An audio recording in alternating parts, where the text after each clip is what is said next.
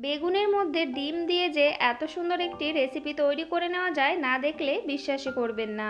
নমস্কার বন্ধুরা, আপনারা সবাই কেমন আছেন? আশা করি সবাই অনেক ভালো আছেন। লক্ষ্মীর রান্নাঘরে আপনাদের অনেক অনেক স্বাগত। তাহলে চলুন দেখে নিই আমি এই রেসিপিটি কিভাবে তৈরি করছি। তার জন্য আমি এখানে ছোট একটা বেগুন নিয়ে নিয়েছি। এবার বেগুনটাকে কিন্তু আমি আগে থেকে ভালোভাবে ধুয়ে নিয়েছি, আর এইভাবে প্রথমে গোল গোল করে কেটে নেব। আর এইভাবে মাঝখান থেকে কেটে তারপরে আমি এরকম পাতলা পাতলা করে কেটে একটু ছোট ছোট করে কেটে নেব। ঠিক আমি যেভাবে কাটছি সেভাবে কিন্তু ছোট ছোট করে কেটে নিতে হবে। আমার চ্যানেলের রেসিপি যদি আপনাদের ভালো লেগে থাকে তাহলে অবশ্যই একটি লাইক করে দেবেন। নতুন বন্ধু হয়ে থাকলে চ্যানেলটিকে সাবস্ক্রাইব করে আমার পাশে থাকবেন। এই রেসিপিটি কিন্তু মাত্র 5 মিনিটে তৈরি হয়ে যায় আর খেতে লাগে দুর্দান্ত। অবশ্যই একবার আপনারা বাড়িতে তৈরি করে খেয়ে দেখবেন, আশা করি অনেক ভালো লাগবে। দেখুন ঠিক এইভাবে কিন্তু আমি সবটুকু কেটে নিয়েছি। এবার এর মধ্যে দিয়ে দেব আমি দুটো ডিম। আমার যেহেতু বেগুনের পরিমাণটা কম, তো সেই হিসাবে আমি এখানে দুটো ডিম ব্যবহার করেছি। আপনারা আপনাদের পরিমাণ মতো এখানে ডিম বা বেগুনের ব্যবহার কিন্তু করে নেবেন। এবার এর মধ্যে দিয়ে দেব আমি একটা মিডিয়াম সাইজের পেঁয়াজকে লম্বা লম্বা করে কেটে নিয়েছি, সেই পেঁয়াজ কুচি, আর দিয়ে দেব বেশ কিছু ধনেপাতা কুচি। আর এখানে ঝালের জন্য দিয়ে দিয়েছি কাঁচা লঙ্কা কুচি। ঝালটা অবশ্যই আপনারা আপনাদের পছন্দ মতো ব্যবহার করবেন।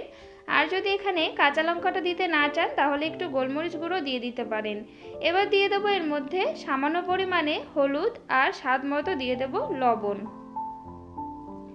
এবার সবকটা উপকরণ ভালোভাবে একটু মিশিয়ে নিতে হবে। একদম ইউনিক একটি বেগুনের রেসিপি, অবশ্যই কিন্তু একবার বাড়িতে ট্রাই করে দেখবেন। যারা বেগুন খেতে পছন্দ করে না তারাও কিন্তু এটা খুবই পছন্দ করবে। দেখুন আমি ভালোভাবে এটাকে মিক্স করে নিয়েছি।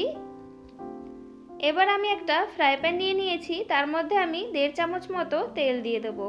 তেলটাকে ভালোভাবে একটু গরম করে নিয়ে আঁচটাকে একদম লো আঁচে রেখে এবার বেগুন আর ডিমের যে মিশ্রণটা আছে সেটা আমি এর মধ্যে দিয়ে দেবো। আঁচটা কিন্তু অবশ্যই এখানে লো আঁচে রাখতে হবে।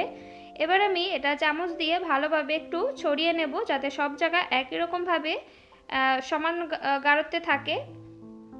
আমি এখানে একটা বড় করে তৈরি করছি, আপনারা চাইলে কিন্তু ছোট ছোট করেও তৈরি করে নিতে পারেন।